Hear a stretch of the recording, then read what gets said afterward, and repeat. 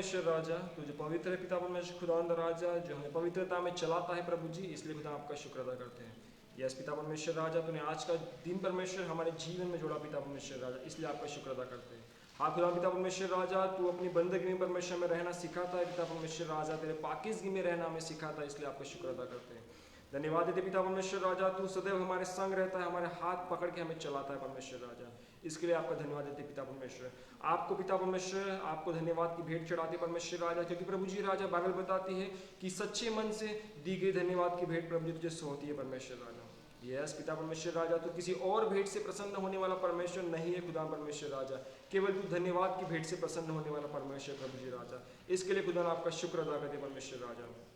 फिर से एक बार परमेश्वर राजा, सारी महिमा आदर आप ही के पवित्र पाक मुबारक नाम को देते हैं। आपने हमारी प्रार्थना सुनी, इसलिए आपको धन्यवाद देते परमेश्वर राजा, और इस प्रार्थना को प्रभु जी आपके इकलौते पुत्र यीशु नासरी के जीवित सामर्थ्यशाली नाम से मांगते हैं, सुन और बड़े से कबूल कर मेरे राजा, आमीन। हालेलुया। परमेश्वर की स्तुति हो कि आज का दिन परमेश्वर ने हमारे जीवन में जोड़ा है, और हम इस समय गीत नंबर 14 को, रब की होवे सन्ना, इस गीत को गा के परमेश्वर की स्तुति महिमा करेंगे। गीत नंबर 14, पेज नंबर 18। रब की होवे सन्ना हमेशा, रब की होवे सन्ना, रब की होवे सन्ना हमेशा, रब की होवे सन्ना, रब की होवे मदद कराई, रब की होवे मदद कराई, उसके नाम की सना, उसके नाम की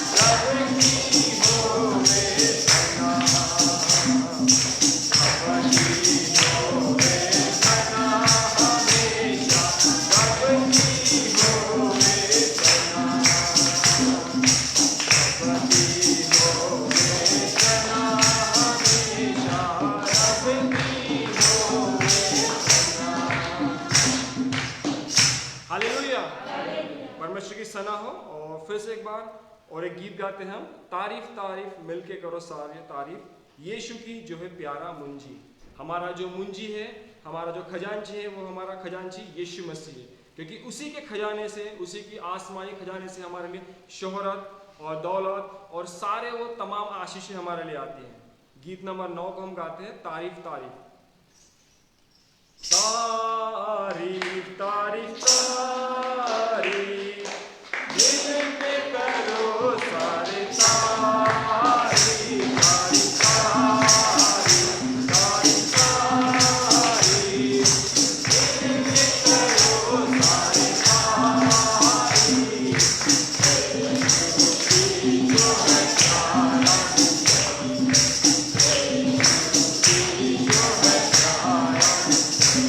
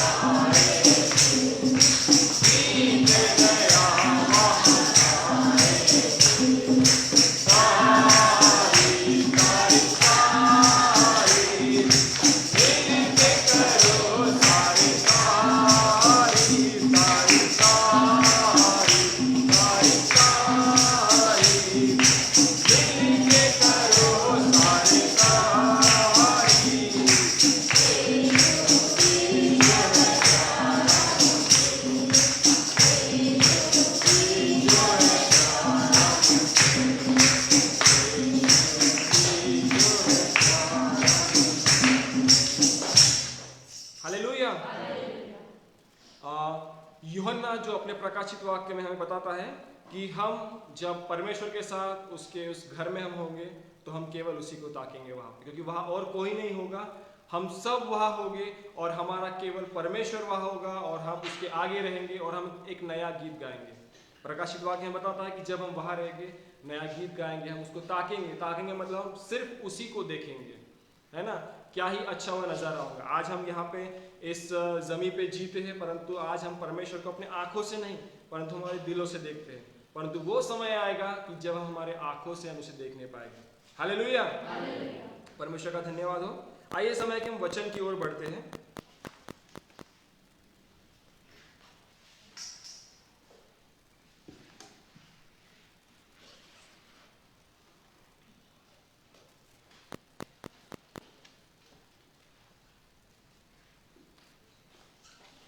और आज का शास्त्र वचन हम पढ़ते हैं नए नियम में से लूका रचित सुसमाचार उसका 19वां अध्याय।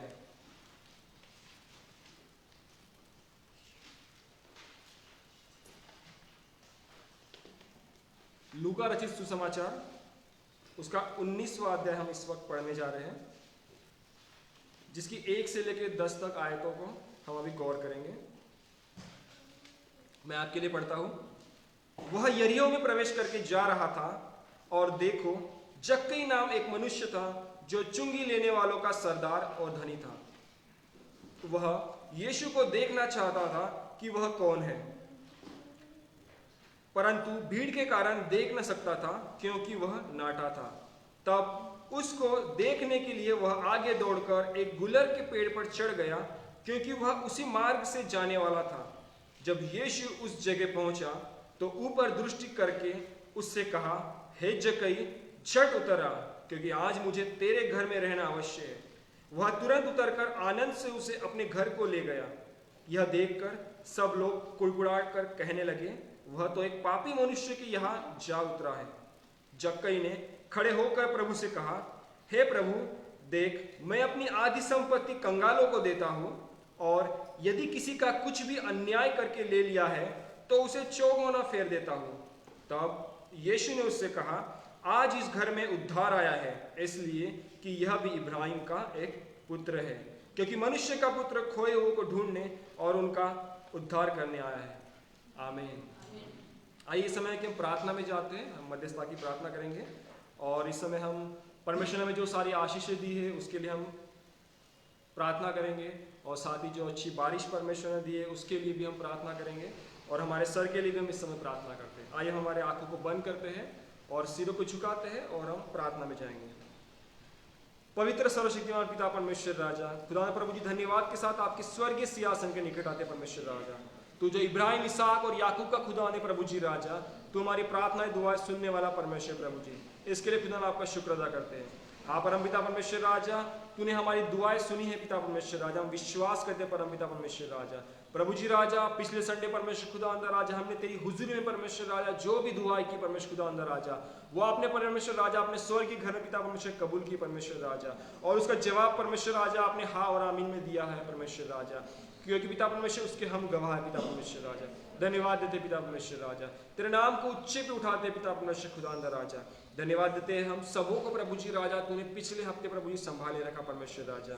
हाँ खुदा पिता परमेश्वर राजा, यह जो समय पिता परमेश्वर कोरोना काल का परमेश्वर हम जिससे गुजर रहे परमेश्वर राजा, वो बहुत ही पिता परमेश्वर हमारे लिए पिता परमेश्वर मुश्किल भरा पल है परमेश्वर राजा, मुश्किल भरा समय है खुदा परमेश्वर राजा। पिता परमेश्वर फाइनेंस से लेके पिता परमेश्वर राजा मानसिकता के परमेश्वर राजा हम बहुत ही पिता परमेश्वर दुख से गुजर रहे, परंतु पिता परमेश्वर राजा आपने हमारा हाथ कभी भी नहीं छोड़ा परमेश्वर राजा, क्योंकि प्रभु जी बाइबल बताती है तंगी, मुसीबत और बदनामी में परमेश्वर राजा हमारा यीशु ही हमारे संग रहता है। धन्यवाद देते पिता परमेश्वर राजा, तू हमारे संग संग साथ इतने दिनों तक रहा परमेश्वर खुदा अंदर राजा, और आगे भी रहने वाला है, हम विश्वास करते परम पिता परमेश्वर राजा।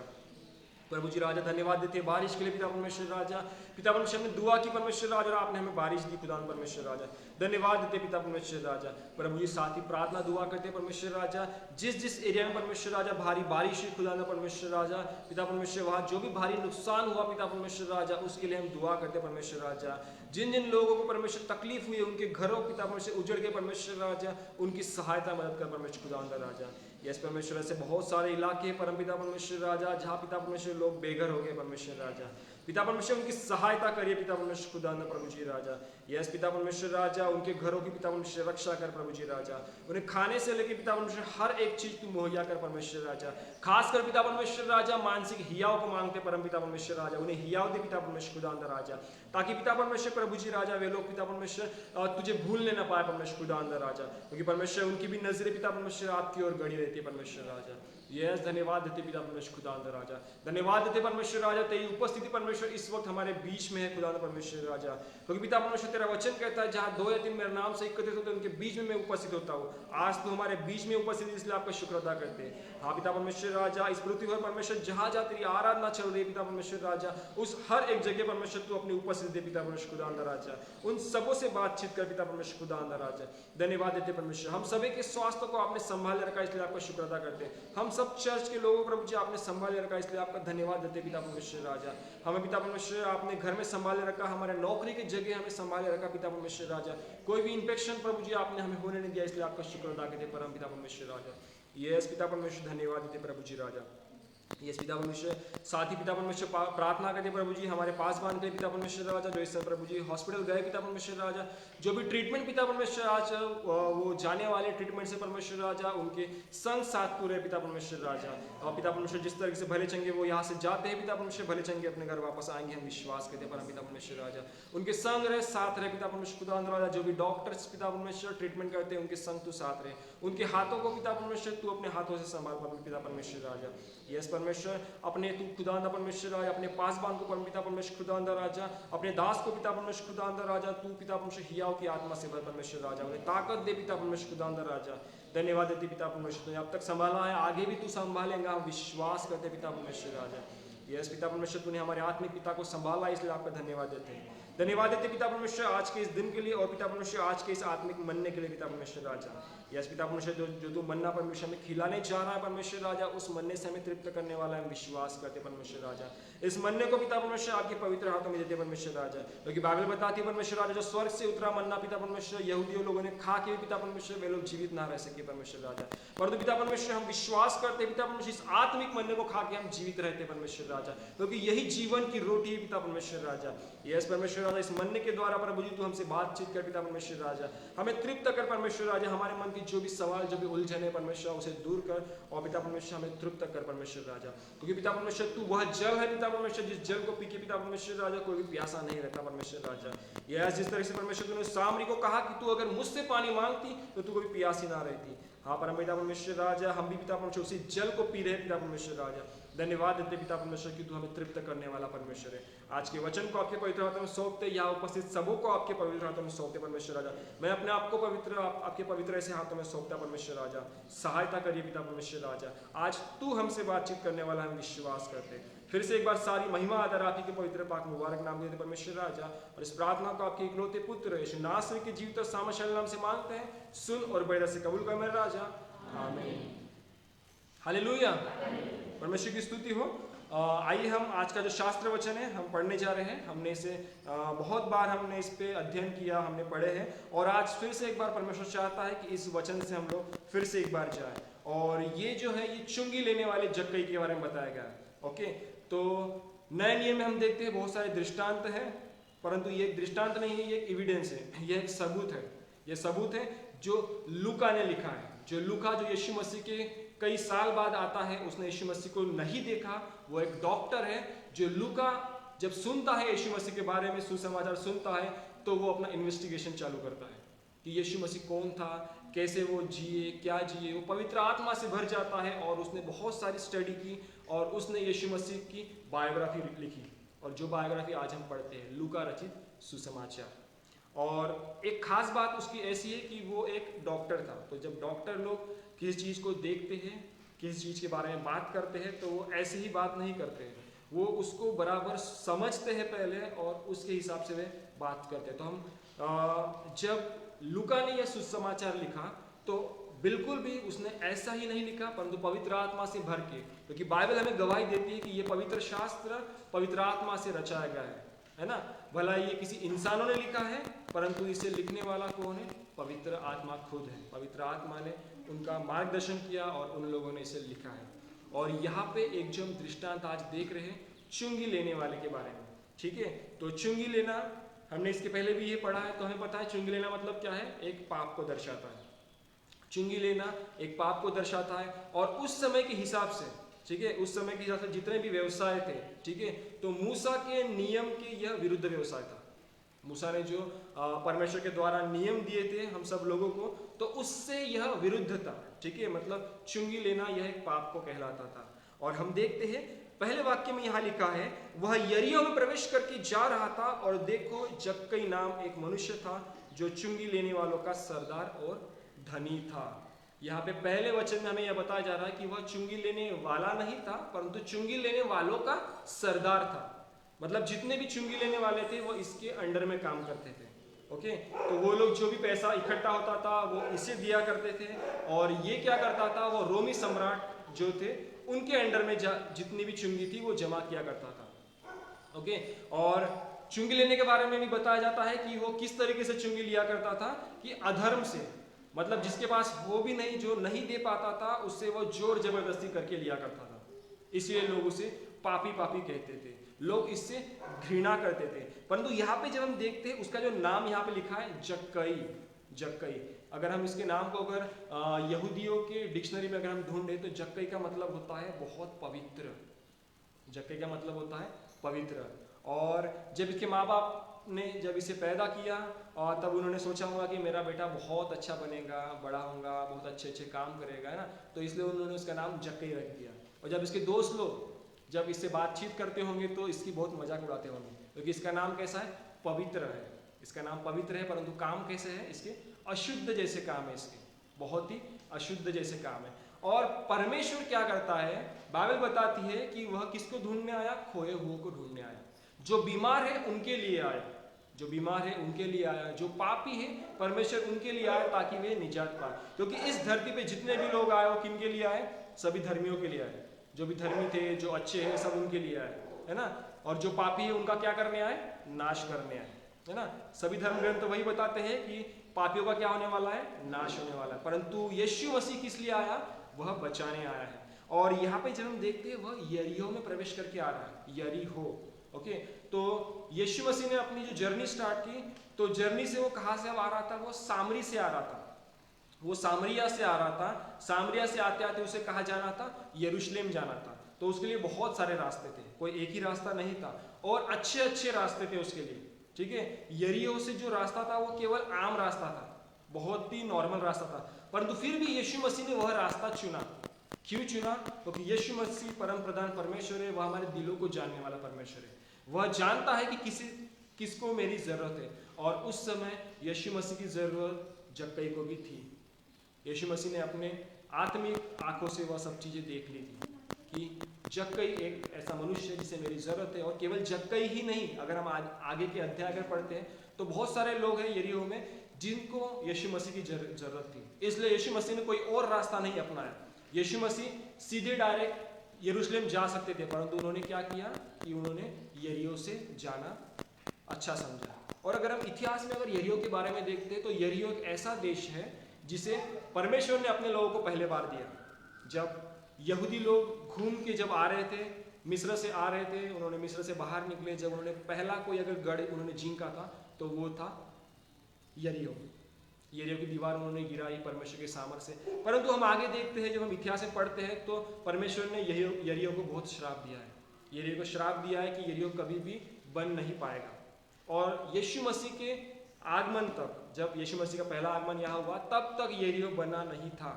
यरीहो कैसा था, ऐसा ही सिंपल सा एकदम गांव था, ज्यादा बड़ा गांव नहीं था।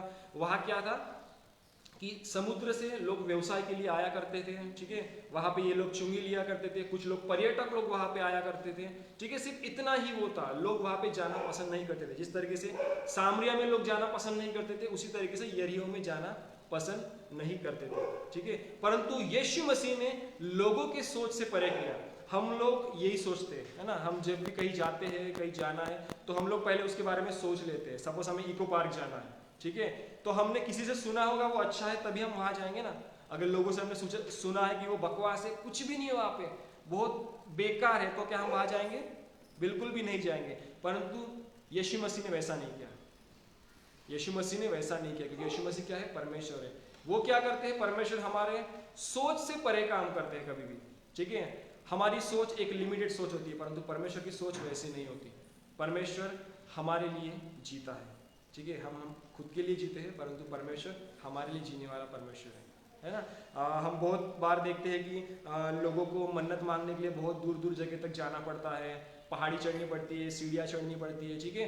परंतु हमारा परमेश्वर वैसा नहीं है। जक्कई को उसकी जरूरत थी, परमेश्वर जक्कई के पास गए, परमेश्वर जक्कई के पास गए। हम देखते हैं सामरी स्त्री को परमेश्वर की जरूरत थी, सामरी स्त्री को उसकी जरूरत थी, तो परमेश्वर सामरिया में गया, ना कि सामरी स्त्री परमेश्वर के पास आई, है ना। तो परमेश्वर हर समय देखता है कि किन लोगों को उसकी जरूरत है, किसके अंदर प्यास भरी है परमेश्वर के लिए, और वहां वो जाते हैं। तो आज हम देख रहे हैं जक्कई के बारे में। जक्कई ने अपना पूरा जीवन वैसे ही गुजारा, है ना। वो लोगों से चुंगी लिया करता था, लोगों से कुछ ना कुछ बोला करते होंगे, उसे श्राप दिया करते होंगे, मुंह से कोसा करते होंगे, और उसके भी मन में लगता होगा कि किस तरीके से लोग अच्छे जीते, मुझे भी जीना है। परंतु वो उसका जॉब था, इतना अच्छा जॉब था, वहां पे भारी कमाई थी, तो वो कमाई भी छोड़ नहीं सकता था, है ना। हम मनुष्य मात्र हैं, ठीक है। हम भी अच्छी अगर कमाई मिलती है तो छोड़ेंगे क्या? नहीं, मैं भी नहीं छोड़ूंगा, है ना। परंतु परमेश्वर जानता था कि उसके मन को बदलना जरूरी है, इसलिए परमेश्वर उसके घर में आया, परमेश्वर उसके घर में खुद चलते हुए आया। और आज ये कहानी हमें यही बता रही है, लूका ने यही आज हमें यहाँ बता रहा है। आगे लिखा है, वह यीशु को देखना चाहता था कि वह कौन सा है, परंतु भीड़ के कारण देख न सकता था, क्योंकि वह नाटा था। ओके, क्योंकि जिस तरीके से मैंने कहा कि उसके अंदर एक इच्छा थी, उसके अंदर एक आशा थी कि उसे भी एक अच्छा जीवन जीना है ना। वो चुंगी लेने वालों का सरदार था, और मतलब वो हर एक चुंगी नाके पे जाके घुमा फिरता होगा कि मेरा काम बराबर चल रहा है या नहीं चल रहा।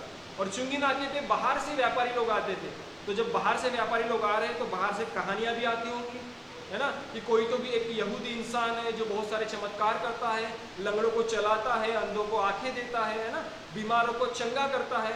ये सारी बातें उसने भी सुनी थी, उस चुंगी के अपने अधिकार की जगह से उसने सुनी होगी वो बातें, इसलिए उसके भी मन में वह बातें थी कि अगर जब कभी भी समय मिले तो मैं यीशु को जरूर देखूंगा।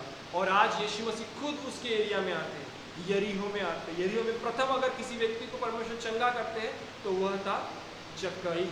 जक्कई किसी चीज से बीमार नहीं था, परंतु जक्कई अपनी आत्मिकता से बीमार था। आगे लिखा है कि परंतु भीड़ के कारण वह देख न सकता था, क्योंकि वह नाटा था। जब यीशु मसीह चल रहे तो यीशु मसीह के पीछे बहुत सारी भीड़ हमेशा इकट्ठी होती है। उसमें कुछ उसके कौन थे, उसके अनुयायी थे, कुछ उसके शिष्य थे, और कुछ ऐसे ही लोग जो गांव के लोग जो यीशु मसीह को देखना चाहते थे, सुनना चाहते थे कि यीशु मसीह कौन है, किस तरीके से काम करता है, आश्चर्यकरक, क्योंकि उन्होंने हर बार सुना था उसके बारे में, इसलिए वो हमेशा उसके आगे पीछे भीड़ लगा के रखते थे। इस तरीके से हुआ, परंतु यहाँ बताया जाता है कि वह अपने कद से नाटा था, इसलिए वह देख नहीं पा रहा था। वो भीड़ के साथ चल तो जा रहा था, परंतु यीशु मसीह भीड़ के बीच में है और भीड़ यीशु मसीह के इर्द गिर्द है, और वो देख नहीं पा रहा था। इसलिए उसके मन में बहुत सारी उलझने हो रही थी। आगे लिखा है, तब उसको देखने के लिए वह आगे दौड़कर एक गुल्लर के पेड़ पर चढ़ गया, क्योंकि वह उसी मार्ग से जाने वाला था। जब यीशु उस जगह पहुंचा तो ऊपर दृष्टि करके उससे कहा, हे जक्कई, झट उतर आ, क्योंकि आज मुझे तेरे घर में रहना अवश्य है। हालेलुया। और इसके मन में अब प्यास जाग उठी कि यीशु मसीह को देखने के लिए, इसलिए वो आगे आगे दौड़ा चलता था, परंतु भीड़ भी उसके आगे आगे होती थी, है ना। और वो नाटा था, मतलब टींगा था, इसलिए उसे यीशु मसीह दिख ही नहीं पा रहा था, क्योंकि भीड़ की भीड़ थी। भला ही हम देखते हैं कि यहूदी लोग बहुत लंबे लंबे होते हैं, तो यीशु मसीह भी लंबे थे, है ना, परंतु उनकी जो भीड़ थी वो भी तो लोग यहूदी ही थे, वो कोई और लोग नहीं थे, तो वे भी लोग लंबे लंबे थे, इसलिए वो पहचान ही नहीं पा रहा था कि यीशु मसीह कौन से है। और उसके अंदर बहुत प्यास थी, इसलिए वो आगे आगे चलता गया। उसे एक गुल्लर का पेड़ दिखा, और उसने सोच लिया कि यीशु मसीह अब यहाँ से आने वाला है, तो क्या करना है, मुझे फट से गुल्लर के पेड़ पे चढ़ जाऊंगा, ताकि क्या होगा कि मैं यीशु मसीह को देख सकूंगा। और गुल्लर की पेड़ की यह विशेषता है कि वह बहुत चिकना होता है, उस पर चढ़ना इतना आसान नहीं होता, ठीक है। और उसकी जो डालियाँ होती है बहुत लंबी लंबी और ऊपर तक बड़ी होती है। तो इतने चिकने होने के बावजूद भी वो चढ़ा, नाटा इंसान, मतलब उसने इतनी मेहनत की, है ना। क्यों मेहनत की? क्योंकि उसके अंदर वो प्यास थी यीशु मसीह को देखने के लिए। आज हमारे अंदर भी यीशु मसीह को देखने के लिए प्यास है, इसलिए हम बने रहते हैं। है ना। हम बने रहते हैं, हम प्रार्थनाएं दुआ करते हैं, हम लोग कलीसिया आते हैं। तो इसीलिए जब हमारे अंदर प्यास होती है तो परमेश्वर हमारा रिवॉर्ड हमें जरूर देता है, हमारा फल हमें परमेश्वर जरूर देता है। क्योंकि बाइबल बताती है जो मुझ में बना रहता है वह बहुतायत से फल लाता है। हालेलुया। परंतु जो मुझे बना नहीं रहता वो क्या फल लाता है? बिल्कुल भी नहीं, क्योंकि वह डाली तो काट दी जाएंगी और आग में झोंक दी जाएगी, है ना। परंतु हम वह डालियां है जो परमेश्वर में लगी हुई है, हमें वह प्यास भरा है, इसलिए हम आज यहाँ पे आते हैं, है ना। अगर हमारा आना भी नहीं होता है, क्योंकि इस समय ऐसा बुरा चल रहा है, फिर भी हम क्या करते हैं? प्रार्थना दुआ में लगे रहते हैं, है ना। हमारे घर में भी रहते तो हम प्रार्थना दुआएं करते ही है ना। क्या हमने परमेश्वर को छोड़ दिया? ठीक है, हमारा कलीसिया आना नहीं हो रहा है तो क्या हम परमेश्वर को भूल गए? हम प्रार्थना नहीं कर रहे, दुआएं नहीं कर रहे? नहीं। आज हम क्यों बने हुए हैं? इसी कारण बने हुए क्योंकि हमने हमारे अंदर वो प्यास है और हम परमेश्वर से जुड़े हुए हैं। और इसीलिए जो परमेश्वर से जुड़ा रहता है वह बहुतायत से फल लाता है, और उसके फल इतने बढ़ जाते हैं कि उसके सारे लोग उस फल से आशीषित होते हैं। हालेलुया। तो अब देखते हैं कि जक्कैया वो पेड़ पे चढ़ गया। कैसे तो भी उसने मेहनत की होगी, वो बेचारा नाटा ही था, कैसे तो भी वो चढ़ा होगा वहाँ पे और ऊपर में चढ़ के बैठ गया। अब वहाँ से भीड़ आ रही है, भीड़ आ रही है और उसने अब देख लिया यीशु मसीह कौन है। बस उसका मन भी खुश हो गया होगा, परंतु यीशु मसीह जानता था कि मुझे क्या करना है, क्योंकि यीशु मसीह उसी कार्य के लिए वहाँ पे आया था। यीशु मसीह जिस कार्य के लिए वहाँ पे आया था, यीशु मसीह उस कार्य को भूला नहीं। और यीशु मसीह ने उसे कहा, जक्कई झट नीचे उतर आ, मुझे आज तेरे घर में रहना अवश्य है। हालेलुया। यीशु मसीह ने उसके नाम को जाना, यीशु मसीह ने उसके नाम को जाना, क्योंकि बाइबल बताती है परमेश्वर हमारे नाम लेके हमें पुकारता है।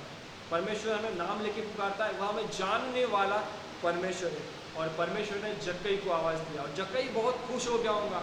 क्यों? क्योंकि उसका नाम यीशु मसीह ने लिया। उसने अब तक यीशु मसीह को देखा नहीं, सिर्फ उसके बारे में सुना था, और आज सिर्फ वो पेड़ पे चढ़ा है, पेड़ पे चढ़ा था और यीशु मसीह ने उसे सिर्फ देख लिया और उसके नाम लेके पुकारा। उसे भी कितना आश्चर्य हुआ होगा, मतलब वो उसकी खुशी समाई नहीं होगी, है ना। वो भी फट से ऊपर से नीचे उतर आया। और आगे क्या हुआ? वो कहता है कि यीशु मसीह मुझे तेरे घर में रहना अवश्य है। वह तुरंत उतरकर आनंद से उसे अपने घर को ले गया। यह देखकर सब लोग कुड़कुड़ाकर कहने लगे, वह तो एक पापी मनुष्य के यहाँ उतरा है। वह एक कैसे पापी मनुष्य के यहाँ उतरा है। तो क्या हुआ? उसने कहा कि मुझे तेरे घर में रहना अवश्य है, और जक्कई बड़े खुश होकर उसे अपने घर लेके गया।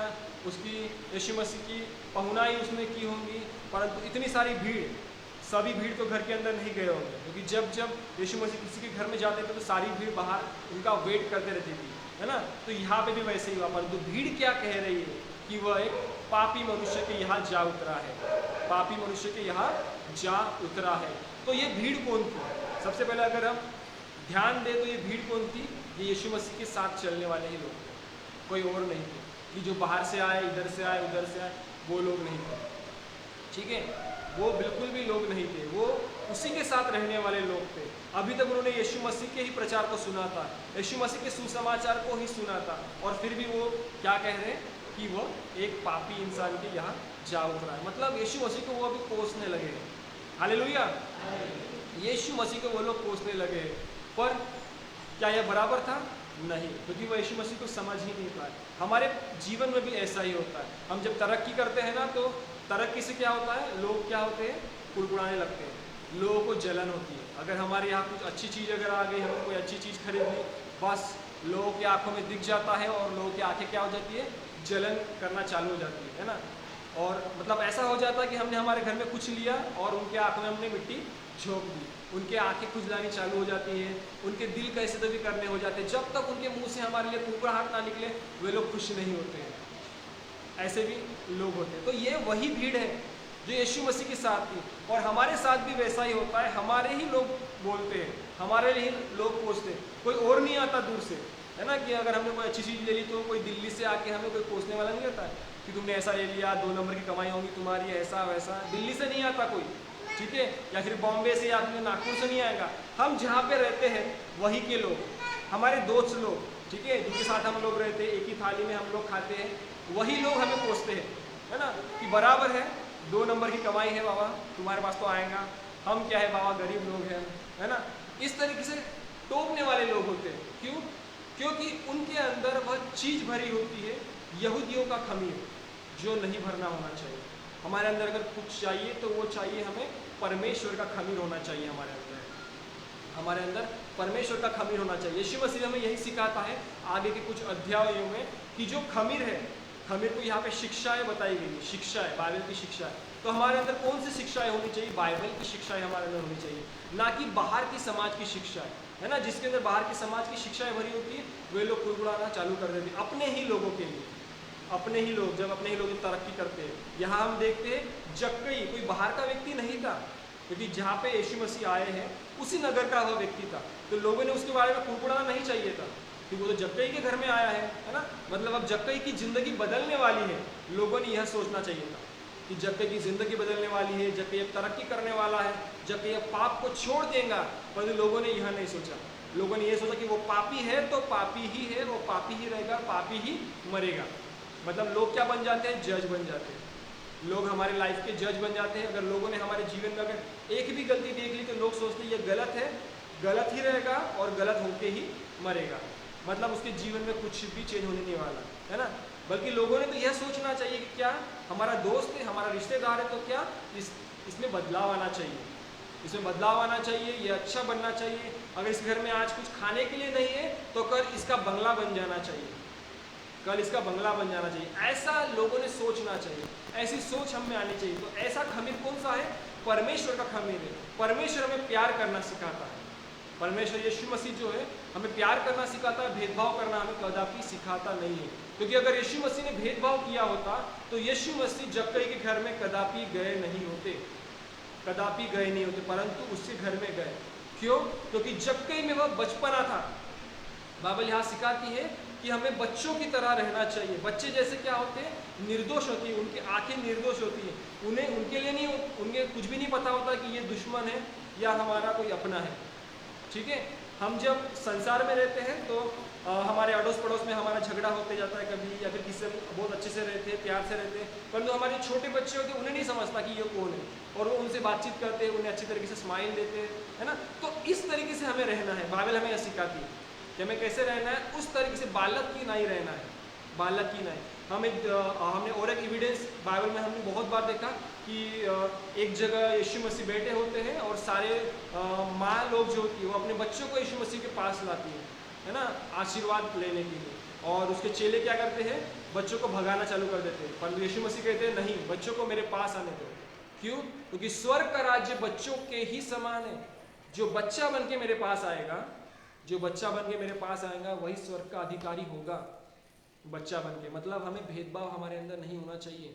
यह परमेश्वर हमें यहाँ सिखा रहा है आज। और जक्कई ने भी वही किया, ठीक है, जक्कई ने भी वही किया। क्योंकि पेड़ पे चढ़ जाना, वह नाटा था, कैसे तो भी वो चिकना पेड़ था, ऊपर जाके चढ़ा होगा।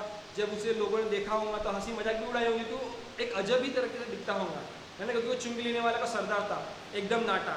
ऊपर से वो रईस था तो अच्छे कपड़े पहनता होगा, शायद वो कपड़े रास्ते से पूरा कचरा साफ करते होंगे, इतने अच्छे अच्छे कपड़े उसके होंगे, है ना। और वो जाके वहाँ बैठा है, मतलब कैसे बंदर के समान वो दिख रहा होगा। परंतु लोगों ने उसकी मजाक उड़ाई, परंतु उसके अंदर वो बचपना था कि उसे यीशु मसीह को देखना ही है, कोई भी हालत में देखना ही है।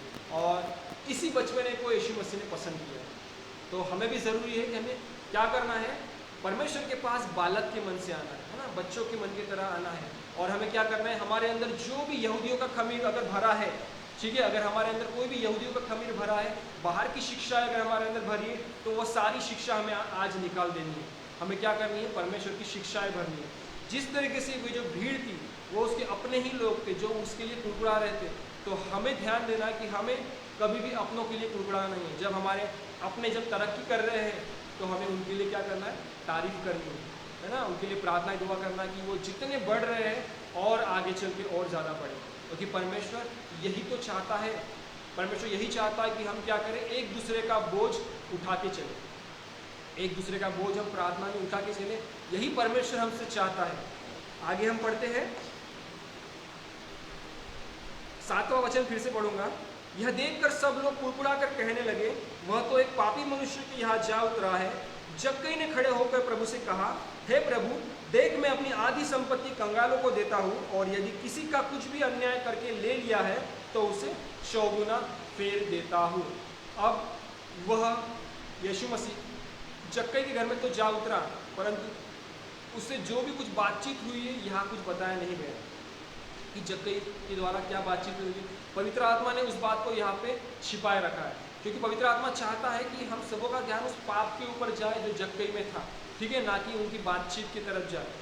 तो जब यीशु मसीह उसके घर में उतरता है तो जक्कई में जो परिवर्तन होता है, ठीक है, जक्कई में जो भी परिवर्तन हुआ, तो जक्कई क्या कहता है कि मैं क्या करता हूँ, अपनी आधी संपत्ति कंगालों को देता हूँ, और अगर किसी का अन्याय करके ले लिया है तो 6 गुना फेर देता हूँ। जिस तरीके से मैंने शुरुआत में कहा कि यह कौन था, सरदार था चुंगी लेने वालों का, ठीक है, ये लोग चुंगी लिया करते थे और ये उन सबों का सरदार था। जब चुंगी लेने वाले किसी की चुंगी ले नहीं पाते थे, कोई गरीब रहता था, तब वो लोग क्या करते थे, सरदार के पास जाया करते थे, और सरदार फिर अपनी पूरी टीम लेके उस गरीब के घर में जाके जो भी उसका सामान था वो अन्याय करके लूट के लाते थे। तो ये सब काम ये लोग करते थे क्योंकि ये सरदार था, ठीक है। तो इसका मेन काम, जब भी हम कहीं पे जॉब करते हैं तो हम जब किसी के अंडर में काम करते हैं, जब हमसे वो सारी चीज़ें नहीं होती है, ठीक है, जब बैंक में भी जब रिकवरी करने जाते हैं, ठीक है, जो लोन बांटने वाला होता है वो हमेशा जाता है वहाँ से लोन के किस्त लेके आता है, पैसे लेके आता है, परंतु जब उससे वो रिकवरी नहीं हो पाती है तो वो अपने बॉस को लेके जाता है, जो उनके मैनेजर होते हैं उनको लेके जाता है। तो सेम यहाँ पे भी वैसा ही होता है, वे सरदार के पास जाते हैं जो कि जक्कई था, और जक्कई ये सब करके क्या करते थे, अन्याय करके उनसे सारा सामान सारा वसूली करके लाते थे, मतलब ये लोग अन्याय करते थे। और जक्कई यह चीज़ को स्वीकार करता है कि मैं ये सारा चीज़ करता हूँ। और यहाँ जो उसने कहा है 8वें वचन में जक्कई ने जो सारी चीज़ें कही है, ये मूसा के नियम के अनुसार वो कह रहा है, क्योंकि मूसा ने यह नियम दिया है कि अगर तुम कुछ ऐसा काम करते हो तो तुम्हें अपना मन परिवर्तन करने के लिए ये सारी चीज़ें करना ज़रूरी है। क्या करना ज़रूरी है कि अगर तुमने किसी का अन्याय करके लिया है, किसी को धोखा देके तुमने ये सारा चीज़ किया है, तुमने अगर पाप से कोई कमाई है तो तुम्हें क्या करना है, तुम्हारी सारी आधी कमाई कंगालों को देना है, ना कि किसी को भी बांटना है। किसी को बांटना है जो कंगाल हो, जिसके पास कुछ भी नहीं है। अगर आपने पाप करके कोई कमाई है तो मूसा के नियम के अनुसार उनको अपनी आधी कमाई देना है, जिनके पास कुछ भी नहीं है, जो पूरी तरीके से कंगाल है। और आगे वो कहता है कि यदि किसी का कुछ अन्याय करके लिया हो तो 4 गुना फेर दूंगा, है ना, 4 गुना में उन्हें फेर दूंगा अगर किसी का अन्याय करके लिया है। सपोज किसी से 100 रुपये लिए तो मैं कितना दूंगा उसे, 400 रुपये दूंगा। वो क्यों कह रहा है, क्योंकि वह भी जानता था कि मूसा की नियमावली क्या है, मूसा ने क्या बताया है, और आज उसने यहाँ पे मन परिवर्तन किया, ठीक है। परंतु आज हम जब अनुग्रह के जीवन में रहते हैं, अनुग्रह के युग में जी रहे, लोगों के लिए तो ये कलयुग है, परंतु हमारे लिए कलयुग है क्या, नहीं, यह अनुग्रह का युग है हमारे लिए। यीशु मसीह ने हमें अनुग्रह का युग दिया है, तो यहाँ केवल हमें कन्फेस करना ही बहुत ज़रूरी है, कन्फेस करना, है ना, कि मैं ये चीज़ें करूँगा, और हमें कर्म करना है उसके बाद, है ना। तो क्या होता है, हमारा मन परिवर्तन हो जाता है। और जिस तरीके से मैंने आपको कहा कि यह जो था जक्कई, यह क्या था, धर्मी नहीं था, यह पापी इंसान था, और मूसा की नियमों के अनुसार ये जो लोग थे, जो पाप करने वाले, वो मंदिर में प्रवेश नहीं कर सकते थे, मंदिर में प्रवेश नहीं कर सकते थे। हम एक उदाहरण देखते हैं, 18वां अध्याय उसकी 13वीं वचन में आपके लिए पढ़ूंगा। 18वां अध्याय इसी का, हम 19वें अध्याय में अभी है, 18वां वचन में 18वां अध्याय उसका 13वां वचन में आपके लिए पढ़ूंगा। परंतु चुंगी लेने वालों ने दूर खड़े होकर स्वर्ग की ओर और आंखें उठाना भी न चाहा, परंतु अपनी छाती पीट पीट कर कहा, हे परमेश्वर, मुझ पापी पर दया कर। ये जो एग्जाम्पल है फरीसी और चुंगी लेने वाले के बारे में, यीशु मसीह ने एक उदाहरण बताया गया है। वहाँ पे क्या करता है, एक फरीसी जाता है और परमेश्वर के मंदिर में जाता है, जोर जोर से कहता है कि परमेश्वर, मैंने पाप किया है, भेंट वगैरह चढ़ाता है और वापस आता है। परंतु एक चुंगी लेने वाला, उसे अधिकार नहीं होता है मंदिर में जाने का, वो बाहर से ही, जो मंदिर है बाहर से ही, वो स्वर्ग की ओर भी अपनी आंखें नहीं उठाता, क्योंकि उसे पता है मेरी आंखें भी कैसी है, पापी है, इसलिए वो नीचे ही झुक कर अपने मन को दीन करके वह परमेश्वर की क्षमा मांगता है। और यीशु मसीह यहाँ कहते हैं कि किसको पापों की क्षमा मिलेगी, तो उस फरीसी को नहीं मिलेगी, परंतु क्षमा किसी मिलेगी, उस चुंगी लेने वालों को मिलेगी, क्योंकि उसने अपने दिल खोल के उसने वहाँ पे क्षमा मांगी है, ठीक है। तो इसी तरीके से यह जो अध्याय है, यहाँ पे यही बताया जाता है कि इसे अधिकार नहीं था मंदिर में जाने का, इसलिए इसके अंदर वह प्यास भरी थी कि मुझे भी क्या बनना है, धर्मी बनना है मुझे, मुझे पाप को छोड़ना है। और आज यीशु मसीह उसके घर में आया और इसीलिए उसके अंदर जो भी बातें थी उसने कह दी कि मैं क्या करूँगा, जो भी मैंने लिया है अन्याय करके मैं 4 गुना फेर दूंगा, और जो भी पाप से कमाई हुई मैं क्या करूँगा, आधी कमाई कंगालों को बांट दूंगा। तो इसके बाद यीशु मसीह क्या कहते हैं, देखो 9वां अध्याय यहाँ पे लिखा है, 9वां वचन, तब यीशु ने उससे कहा, आज इस घर में उद्धार आया है, इसलिए कि यह भी इब्राहिम का एक पुत्र है। मतलब अभी तक वह इब्राहिम का पुत्र नहीं था, है ना। क्यों? भला ही वो यहूदी में पैदा हुआ, परंतु उसे अधिकार नहीं था इब्राहिम का पुत्र कहलाने का, क्योंकि वह पापी था, वह मंदिर में जा नहीं सकता था। परंतु यीशु मसीह ने आज उसके पापों को क्षमा कर दिया है। तो इसलिए यीशु मसीह कहते हैं कि यह भी एक इब्राहिम का पुत्र है, क्योंकि परमेश्वर का पुत्र खोयों को ढूंढने आया है ना, और उनका उद्धार करने आया है। तो यह अध्याय हमें यही सिखाता है कि अगर हमारे अंदर भी जक्कई की तरह अगर कुछ खमीर अगर भरा है, हम जब आए हैं यीशु मसीह के पास, नए जीवन हमने लिया है, तो अगर पुराना खमीर भी अगर हमारे पास बचा तो उस खमीर को निकाल के फेंक देना है, हमें पूरी तरीके से साफ होना है। हम जब साफ होंगे तब क्या हो पाएगा, परमेश्वर अपना खमीर हमारे अंदर भर पाएगा, हमारे अंदर भर पाएगा, और तभी हम फूलेंगे फलेंगे, है ना, और हम उसके फल लाएंगे। इस तरीके से परमेश्वर यहाँ हमें सिखाता है कि हमें क्या बनना है, जक्कई की तरह बनना है, जिसने क्या किया, अपने पापों से अपना मन फिराया जक्कई ने। जक्कई बच्चे जैसा बना, हमें बच्चे जैसा बनना है।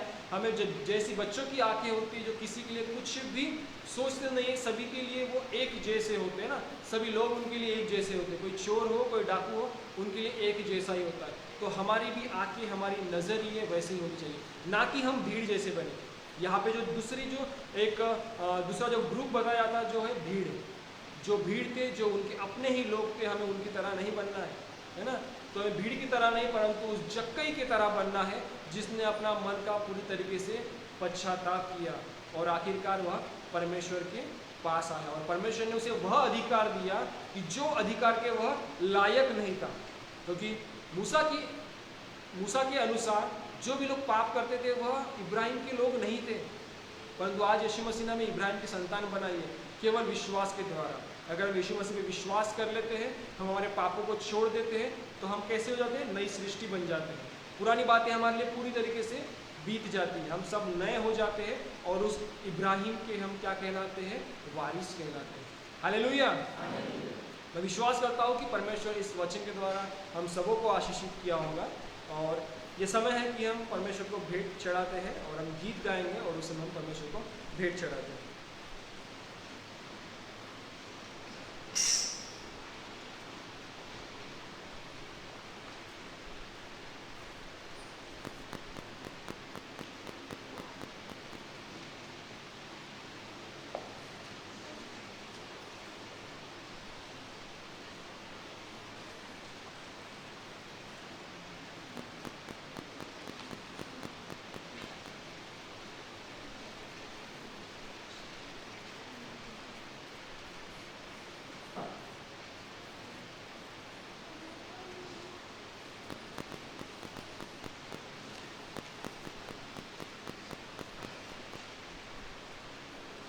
और हम इस समय गीत नंबर 49 को गाते हैं, 49 को, यहोवा चरवाहा है मेरा, कोई घटी मुझे नहीं।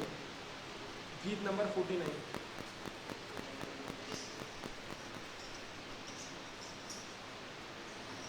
यहोवा चरवाहा है मेरा, कोई घटी मुझे नहीं है, हरी चराई में मुझे हालेलुया चराता वो है। यहोवा चरवाहा है मेरा, कोई घटी मुझे नहीं है, हरी चराई में मुझे हालेलुया से चराता वो है।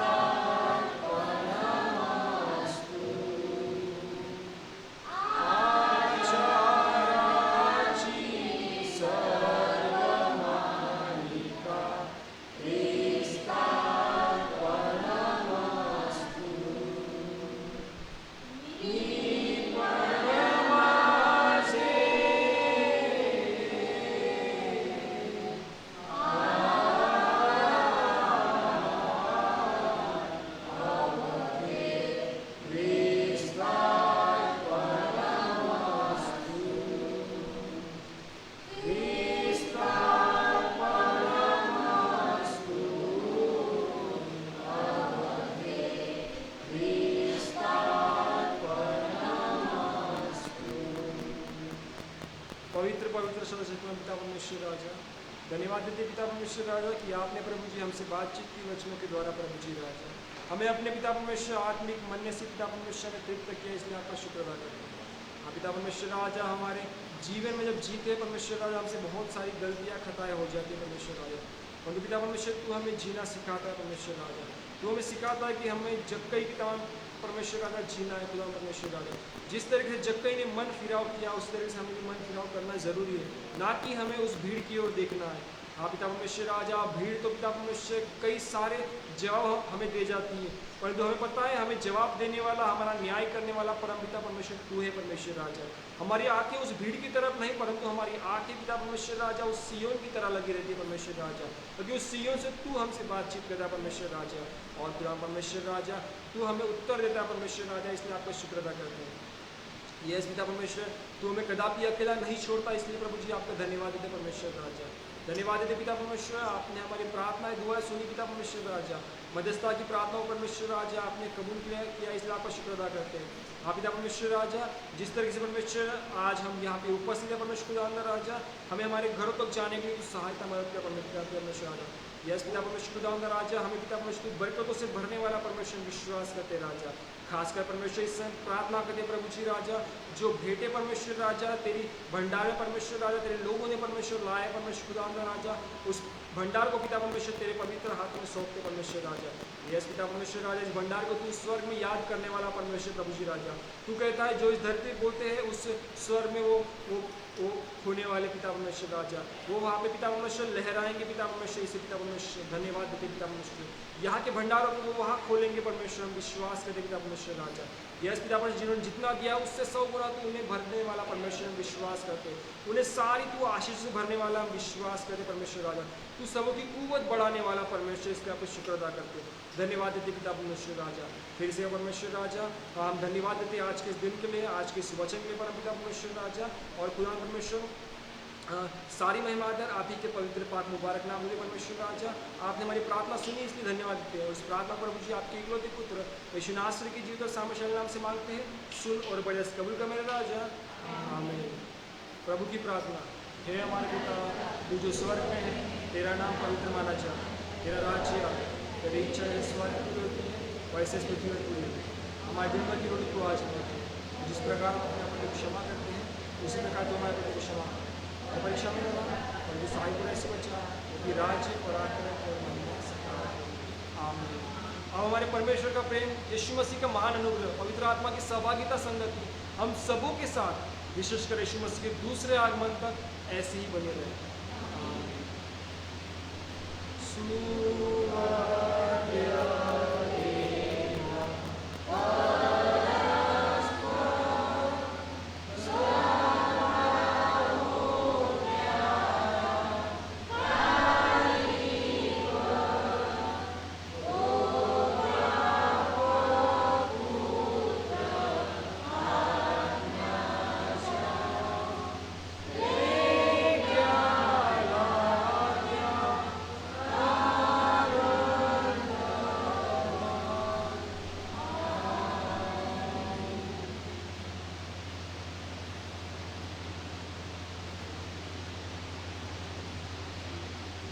सबको जय मसीह की। परमेश्वर आप सभी को आशीर्वादित करें। आज की आराधना यही समाप्त होती है।